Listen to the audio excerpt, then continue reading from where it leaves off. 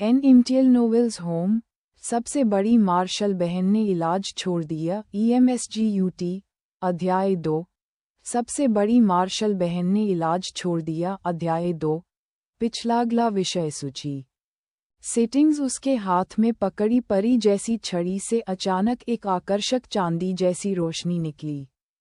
वह अपने हाथ में परी की छड़ी को हिलाने लगी, जिससे हवा में अनियमित गोलाकार निशान बनने लगे, जो उसकी मुस्कुराहट की तरह चमकीले थे। परी की छड़ी द्वारा लाई गई खुशी अल्पकालिक होती है, लेकिन ये लोगों के दिलों में गहराई से निहित होती है और इसका स्वाद अंतहीन होता है। यहाँ तक कि ठंडी एन लैन, जब बायलियान ने इस तरह इधर उधर छेड़छाड़ की, तो उसके मुंह के कोनों में एक उथली मुस्कान उभर आई। इतना सोचने की कोई जरूरत नहीं है। परी की छड़ी द्वारा लाई गई शुद्धतम खुशी को अपने दिल से महसूस करना ही काफी है। वह अपने आप को खुश करने लगी। इसलिए हरा धुआं उठ रहा था। एनलैन और बायलियान जमीन पर बैठ गए और आमने सामने परी छड़ी खेलने लगे। वहां लगातार बड़बड़ाने की आवाज आ रही थी। इस समय तो वे शिक्षक या प्रशिक्षु नहीं लग रहे हैं, लेकिन एक मित्र या एक अंतरंग जोड़ा। एनलैन अचानक अचंभित रह गई। इस अजीब एहसास के कारण वह परी की छड़ी को हिलाना भूल गई। एनलैन तब तक खड़ा नहीं हुआ जब तक उसके हाथ की सभी परी छड़ियां जल नहीं गईं। चलो वापस चलते हैं। उससे अचानक थोड़ी थकान महसूस हुई। बायलियान ने अपना सिर जोर से हिलाया। यदि वह नहीं जाती है, तो उसे मास्टर के साथ अन्य काम करने हैं। उसने हाथ बढ़ाकर एनलैन की आस्तीन पकड़ ली। उसके खींचने से एनलैन एक साफ तालाब के पास आ गई। मास्टर जी, बैठ जाइए। बायलियान ने पूल के पास पत्थर की बेंच की ओर इशारा किया, लेकिन जैसे ही एनलैन बैठी, बायलियान ने अचानक उसके पैर पकड़ लिए। आह आह आह, तुम क्या कर रहे हो, तुम विकृत। एनलैन ने अपना पैर उठाया और बायलियान के गाल पर प्रहार करना चाहा। बायलियान ने जल्दी से कहा, मास्टर, ये जिंगमिंग तालाब है। ऐसा कहा जाता है कि यह अतीत की धूल को धो सकता है और नए जीवन का स्वागत कर सकता है। मैं आपके पैर धोने में आपकी मदद करूंगी, इसलिए मुझे एक बार आपका सम्मान करने दें। दयनीय। एनलैन का दिल अचानक नर्म पड़ गया।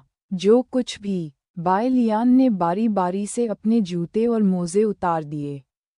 अंत में साफ और सफेद पैरों की जोड़ी बायलियान के सामने उजागर हुई। ठंडी हवा चल रही है। स्वाभाविक रूप से पैर के तलवे पर लाली उभर आई। बायलियान के पैरों में फंसी एनलैन बहुत बेचैन थी। जब तक उसके पैर पानी में नहीं डूब गए, उसे राहत नहीं मिली। इस पूल का पानी अप्रत्याशित रूप से गर्म है। बायलियान बहुत गंभीरता से उसके पैर धो रही थी, रगड़ रही थी, दबा रही थी, रगड़ रही थी। इस क्षण सारी थकान दूर हो गई। एनलैन ने गंभीर भाव से बायलियान को घूरते हुए कहा, कितना अच्छा प्रशिक्षु, ये क्षण शाश्वत बन सकता है। आखिरकार, उन्होंने कभी भी दूसरों द्वारा सेवा किए जाने की भावना का अनुभव नहीं किया, तब भी नहीं जब वे अमर पूज्य थीं। एक निश्चित क्षण में, उसका शरीर स्वाभाविक रूप से शिथिल हो गया और उसके पैर धीरे से आगे की ओर खिसक गए। ये काफी अचानक हुआ। जब उसे होश आया तो वह ये देखकर चौंक गई कि उसके पैर ने गलती से बायलियान के चेहरे पर लात मार दी थी। थोड़ा गरम। उसका। एनलैन ने गहरी सांस ली। फिर उसके और बायलियान के हाव भाव एक ही समय में बदल गए। मैंने ये जानबूझकर नहीं किया। प्रस्तावना बड़ी बहन फटा। कब कब कब पूर्वी शेंझोऊ में मधुर घंटियों की ध्वनि पहाड़ों को बहा ले जाती है। त्रिवार्षिक एसेंशन सम्मेलन पुनः प्रारंभ हुआ और अमरता का स्वप्न देखने वाले असंख्य पुरुष, महिलाएं और बच्चे अमरता की खोज के मार्ग पर चल पड़े। बांस वन पर्वतीय सड़क के किनारे। बाय लियान यूजियान, जिसने गुरु से आदेश प्राप्त किया, क्योंगमिंग पीक की ओर उड़ी। इस समय उसके पैरों के नीचे तेज आवाजें सुनाई दे रही थीं। छोटी बहन, जियानलू में बहुत ठंड है, तुम और मैं गर्मी के लिए एक दूसरे को गले लगा सकते हैं। मेरे बेटे हुआंगटैंग में एक अमर सम्राट की उपस्थिति है, इस बार वह निश्चित रूप से अमर लोगों का पक्षधर होगा। दुनिया में 80,000 शब्द हैं, लेकिन केवल प्रेम के शब्द सबसे अधिक जानलेवा हैं। यदि मैं आज अमरता के द्वार में प्रवेश करता हूँ, तो मैं निश्चित रूप से नश्वर दुनिया को काट दूंगा और प्रेम को भूलने का तरीका अपनाऊंगा। दाववादी, मैं 10 की तलाश में हूँ। इन परिचित पंक्तियों को सुनकर बाय लियान को लगा कि वह टूटने वाली है, जिससे एक बार फिर साबित हो गया कि उसके पिछले जीवन की यादें अभी अभी ठीक हुई थीं। यह ऐसी दुनिया नहीं है जिसमें सामान्य लोगों को रहना चाहिए। बाय लियान के होंठ सफ़ेद हो गए। अपने पिछले जीवन में वह एक साधारण गृहिणी थी। उसे उपन्यास पढ़ना और खेल खेलना पसंद है। उसने अभी अभी विश्वविद्यालय से स्नातक की उपाधि प्राप्त की है और उसके पास 996 के उत्पीड़न या दुनिया के प्रलोभन का अनुभव करने का समय नहीं है। ये बाय लियान था, जो पूरी रात जागकर गेम खेलने के बाद जैसे ही अपने सुविधा स्टोर के दरवाजे से बाहर निकला, उसे एक फल की दुकान के सामने तेज गति से आ रहे ट्रक ने टक्कर मार दी। बाय लियान दंग रह गई। वह पार हो गई, और ये माता पिता के बिना एक मानक शुरुआत है। एक लड़की, जिसने सफ़ेद बादल पैटर्न वाला लबादा पहना हुआ था, सुंदर विशेषताओं, आलसी अभिव्यक्ति और चमकदार उपस्थिति के साथ सड़क पर इत्मीनान से चल रही थी। बाय लियान के पास से गुजरते समय लड़की रुक गई। साइजू की त्वचा का तरबूज चेहरा अत्यधिक आश्चर्यचकित और लाल था, जो स्प्रिंग लेक पर लहरें बना सकता था। लड़की ने दया से उसकी ओर देखा। उसका मुंह थोड़ा खुला था और वह एक बटेर का अंडा फिट कर सकती थी। उसने पहले कभी ऐसे चेहरे पर मौत के शब्द नहीं देखे थे। ये तो बस मौत की लानत है। दिलचस्प। फुसफुसाने के बाद लड़की ने अपना सिर उठाया और मुस्कुराते हुए कहा, मैं एन लैन हूँ, डुक्सिनमैन में क्योंगमिंग पीक की पहली सीट। क्या आप मेरी सबसे बड़ी शिष्या बनना चाहेंगी और दीर्घायु की कला का अभ्यास करने के लिए मेरा अनुसरण करेंगी? बाय लियाना, जिसने सोचा कि यह गोल्डन फिंगर है, ने अपना सिर झुका लिया। उसके बाद ऐसा नहीं था कि बाय लियान ने एन लैन से यह नहीं पूछा कि उसने उसे शिष्य के रूप में क्यों स्वीकार किया। आखिरकार क्योंगमिंग की पहली एन लैन डक्सिनमैन में बेहद आलसी थी, और इस तथ्य से कि उसने एक प्रशिक्षु को स्वीकार किया था, संप्रदाय के गुरु भी चिंतित थे। संप्रदाय नेता, आप अपनी साधना में इतने व्यस्त हो गए हैं। एन लैन, हा, बाय लियान के सवाल का सामना करते हुए एन लैन हर बार लापरवाही बरतती है। ये देखने में तो आँखों को अच्छा लगता है। शांत होने के बाद बाय लियान ने गंभीरता से सोचा, और जवाब स्पष्ट था, यह नायक का प्रभामंडल है। लेकिन ये सब भ्रम है। बहुत घास। बाय लियान को अपनी याददाश्त वापस आ गई और धीरे धीरे उसे सब कुछ समझ में आ गया। एन लैन ने उसे शिष्य के रूप में स्वीकार करने का कारण पूरी तरह से उसका अपना बुरा स्वाद था। वह देखना चाहती थी कि मौत के शब्दों से लदी बाय लियान कैसे मरेगी। इसका कारण ये है कि बाय लियान जिस दुनिया में है, वह मक्खन का एक अद्भुत मिश्रण है जिसे देवताओं की लड़ाई कहा जाता है। यह इंडी गेम बहुत ही खूबसूरती से बनाया गया है। इसमें कई किरदार हैं और डबिंग भी एकदम सही है। व्यवहारिकता प्रथम श्रेणी की है।